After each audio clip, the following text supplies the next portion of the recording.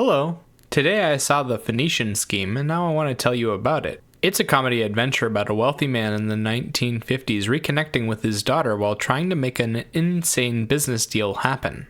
Roman Coppola and Wes Anderson wrote the screenplay together, and Wes Anderson directed the film. It stars Benicio del Toro, Michael Cera, and Mia Appleton. The Phoenician Scheme is a typical Wes Anderson-style film. The characters speak in monologues. There is a lack of emotion that makes the story feel like a surreal encounter, and it's filled to the brim with famous faces. The story follows Zaza Corda, a billionaire businessman trying to create a massive infrastructure project that will change the world. When an assassination attempt nearly kills him, Zaza turns to his estranged daughter, Liesl, and asks her to become his heir. Liesl, a soon-to-be nun, agrees as long as Zaza is willing to change parts of his plan to be more humane. The two of them set off on a journey with their tutor, Bjorn, in tow. The three musketeers fly around the world in a first-class jet, meeting with powerful business people and narrowly escaping assassins intent on dismembering Zaza. Visually, the film involves an extravagant journey with a lot of basic conversations. The shots are always clean, incredibly precise, and do a great job of getting the story across with the right amount of flair. It's mostly conversation work with a few visual gags here and there, but a lot of the set work and design is top-notch. They created huge, luxurious sets that depict the life of a billionaire, and they did a fantastic job creating Renaissance-level imagery across the board. Sound-wise, they employ a healthy variety of church hymns, classical songs, and swing music to recreate the flavor of the times. The music comes in quietly, adds a little bit of flavor, and then disappears whenever the characters are about to monologue. Which brings me to my review. The Phoenician Scheme is a solid comedic drama. It's got a complex but interesting story, lots of witty dialogue, great performances from the cast, a nice looking visual journey, and it effectively uses its soundtrack.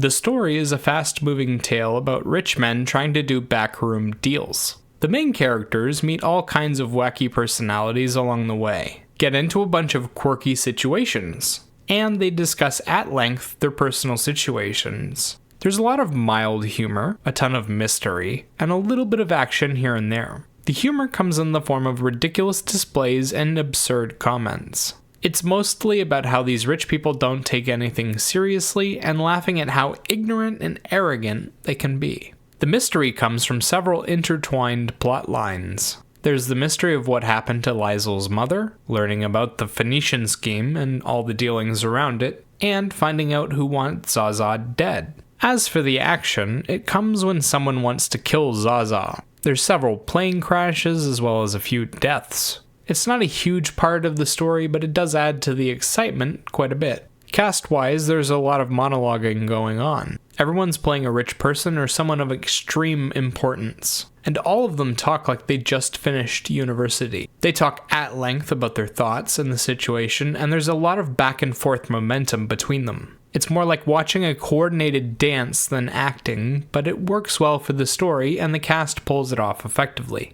For standout performances, you had Michael Cera, Mia Appleton, and Benicio del Toro. Michael Cera plays Bjorn the tutor. He's a ridiculous comedic personality that changes things up about halfway into the film. At first, he comes off as a silly side character that's just there to lighten up the mood. Then, he reveals his super serious side, and becomes a totally new type of comedic character. Both are wonderfully hilarious and had me in stitches. Mia Appleton and Benicio del Toro play Zaza and his daughter Liesl. Zaza is a cold and heartless man trying to lead a better life after numerous near-death experiences. He's selfish, manipulative, but does actually seem to love his daughter. Del Toro shows off great chemistry with the rest of the cast, and he does well with the film's acting style. He also manages to create a complex character that you absolutely hate, but have some deep-seated feelings of empathy for. Like he's a wounded animal that you know is dangerous, but there's something about him that makes you want to try and help.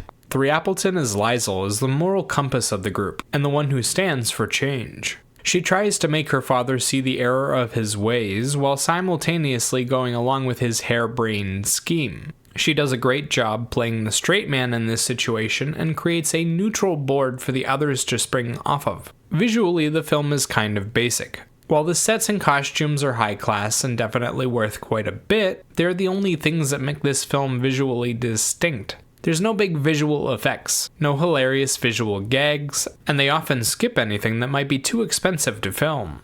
Like the plane crashes. They're in like 5 different wrecks and we don't even see one. Not even an implied crash. They just show them in the air and then they show them on the ground with the wreckage around them. That said, they did a good job capturing everything clearly. I never once felt bothered by the camera work the way I do with most modern films. And often, I felt like they went to the next level with how prepared every shot looks. It's like a finely tuned Swiss watch working perfectly. Sound-wise, they make effective use of their tracks, but don't have any that are memorable enough to be called standout. The music comes in for small bursts and adds little bits of flavor and emotion. It sounds good at the time, but really doesn't have that great of an impact. I imagine most of the songs will have faded before you're even out of the theater. Personally, I really enjoyed the Phoenician Scheme. It's a silly mystery with a lot going on, and it has Wes Anderson's typical professional style. I really enjoyed looking at all the beautiful set and costume designs.